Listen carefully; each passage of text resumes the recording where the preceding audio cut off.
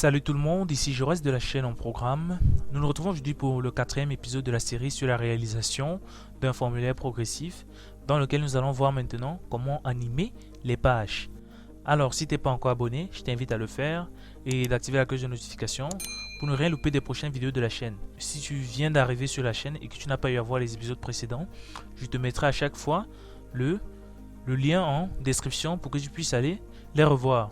Donc, le but d'animer les pages, dans notre cas, va nous permettre de rendre visible ou invisible la page en fonction de l'élément sur lequel nous nous trouvons. Donc, pour ce faire, nous devons d'abord, on va dire, créer une page. Nous allons sur... Voilà. Donc, là, nous avons déjà des textes qui vont représenter nos pages. Nous allons donc essayer d'afficher cela dans notre formulaire. Pour ce faire, si vous remarquez bien, nous avons mis un stack au début de la création de notre progress form. Le stack en fait allait nous permettre de faire flotter tout un ensemble d'éléments sur ce trait en particulier. Donc ça veut dire que celui-ci là, nous allons le mettre dans une colonne et y ajouter ensuite des éléments qui vont flotter sur cette barre-ci. Donc je mets ce inkwell dans un colonne. Voilà. Une fois cela fait, dans le colonne, ce inkwell-ci lui-même, on va le mettre dans un row. Mais on ne va pas l'utiliser pour le moment. En le mettant dans un row, ça va nous permettre de mettre notre objet ici et un titre à ce niveau. D'où l'utilisation du row. Maintenant, le deuxième élément que nous allons ajouter en bas, c'est un colonne. Donc, on va dire un row. Voilà. Dans le row, nous allons faire le listage de nos pages. Donc, dans le row, on fait un expand. Voilà, dans le expand, on passe notre page. Voilà. Donc, là, nous voyons que les pages sont listées, mais ne représentent pas encore la perfection que nous recherchons. Nous pouvons ici, dans ce row, mettre un size box, où on va dire donner comme largeur 50. Voilà. Donc là, la position commence déjà pas mal à ressembler à quelque chose. Donc maintenant, la suite, c'est tout simplement d'animer notre page. Donc pour ce faire, on va faire un transition fade. Mais avant de faire cela, nous allons créer une animation pour lui. Car nous avons dit que chaque widget a son animation. Donc, je vais tout simplement aller copier ceci. Et je change Animation en haut. Animation Opacity. C'est elle qui va nous permettre de masquer les pages. Je copie ça. CTRL-C. CTRL-V. Sauf qu'à la différence de 2.1, on va mettre 0. Tout simplement pour rendre la page invisible lors de l'ouverture du formulaire. Voilà. Là, on a notre animation. On reload pour que l'animation se charge. Ensuite, dans le expand, nous appelons un fade transition. Donc opacity va récupérer tout simplement le animation opacity de index. Ensuite, comme enfant, on passe tout simplement notre E. Donc initialement, les pages sont invisibles. Là, la page 1 est visible. La page 2 et la page 3. Donc, nos pages sont correctement visibles. Maintenant, pour compléter le tuto, nous pouvons essayer de réaliser donc, on va dire les formulaires qui vont être placés dans chaque page. Donc, je viens dans Screen, New File, Page 1.dat.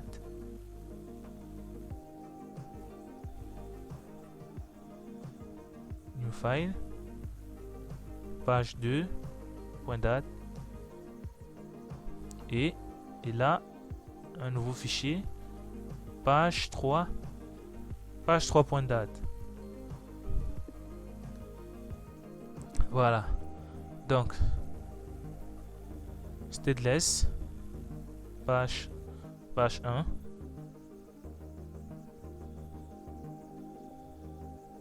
On importe le matériel.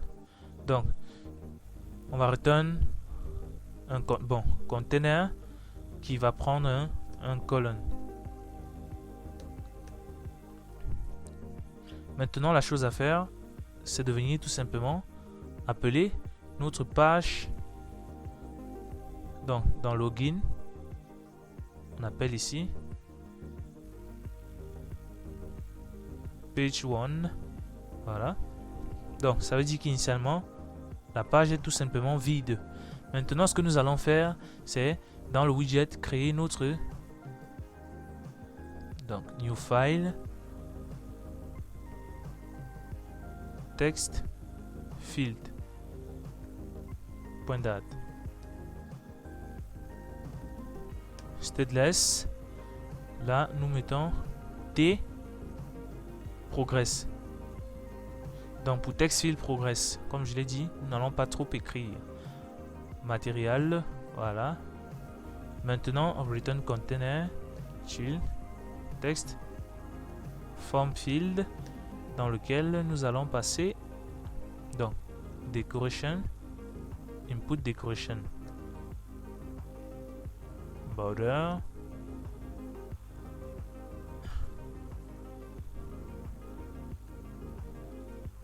outline, input border, border site point none.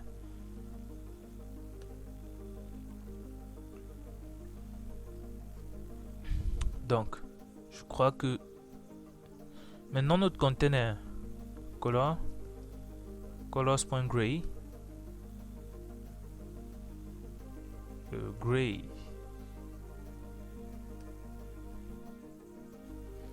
Maintenant, nous allons dans notre page 1, dans le colonne, on appelle t progress. Nous sauvegardons. Donc là, nous avons notre text field. Nous allons donc continuer la modélisation. On met d'abord ici l'opacité point with opacity point 3. Donc on rend transparent notre container. On lui donne une bordure. Donc decoration, box decoration. Donc comme je l'ai toujours dit, dès qu'on a un box decoration, le colors ne doit plus se trouver à l'extérieur. Border radius point circular de 20.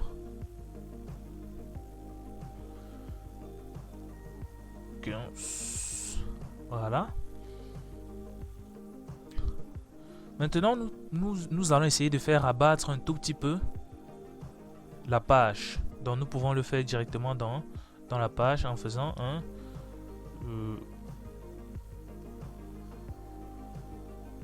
padding edge inset point on lit à top, on met 10 par exemple. Voilà. Maintenant, ce que nous allons passer dans notre text field en paramètres, donc on a text string hint text. Voilà. On a un autre élément widget préfixe. Voilà. Et nous passons cela dans notre t progress. 10.hint 10.préfixe. Maintenant, on vient dans le tprogress.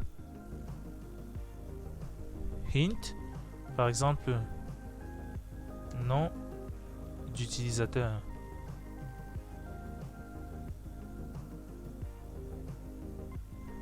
Nom d'utilisateur, préfixe, icon, icons.person.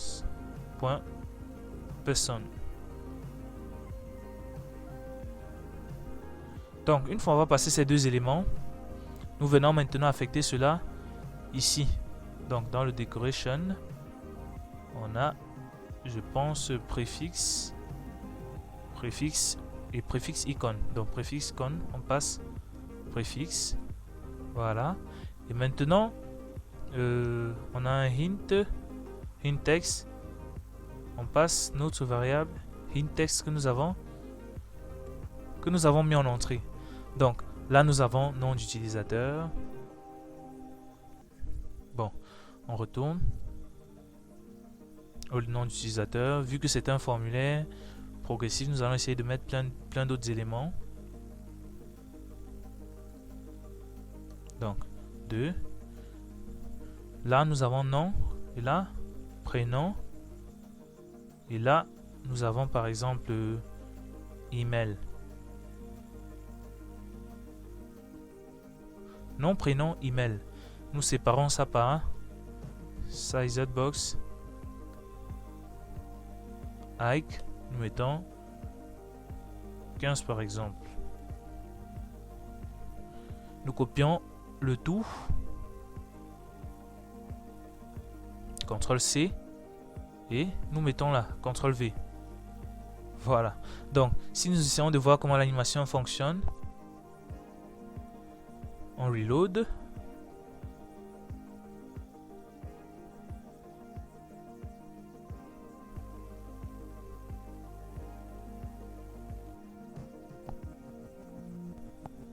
Donc, l'animation ne répond pas correctement. Essayons de voir ce qui ne va pas. Dans Progress.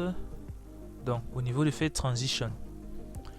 Si nous avons géré le fait transition, il est aussi nécessaire que nous fassions la modification de la taille. Parce que fait transition permet juste de gérer cette belle animation progressive que vous voyez là. Donc, il est essentiel que on passe par un size transition tout d'abord. Size factor, on met le animation que nous utilisons pour modifier la taille de cet ensemble ici pour qu'il puisse aussi se réduire à la même taille. Donc on passe toujours index et en child pardon, je suis pas très bilingue. Si nous cliquons à nouveau, voilà, là nous voyons la page se fermer et l'opacité diminuer au fur et à mesure que la page se réduit. Donc la taille minimale, nous mettons 300, 250. Voilà. Donc maintenant pour la deuxième page, comme pour la première, nous venons CTRL A, CTRL C, CTRL V. Là ce n'est plus le nom, on va dire par exemple adresse numéro 1, donc manque d'inspi. Adresse 2 et donc adresse ville et pays. Donc sachez que c'est juste une illustration. Donc page 2 et pour finir avec la page numéro 3, on va dire par exemple profession.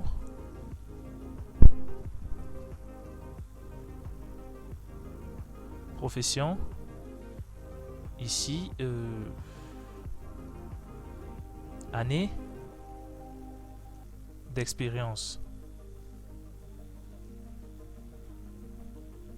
année d'expérience et dernier diplôme.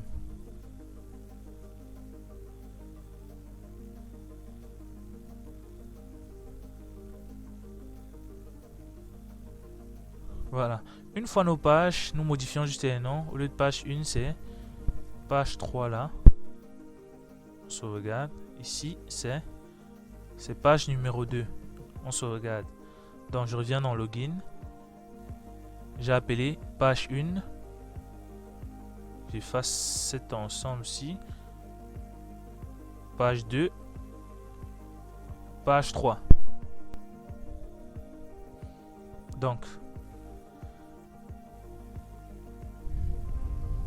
par exemple, adresse icon.city. Donc, locality city.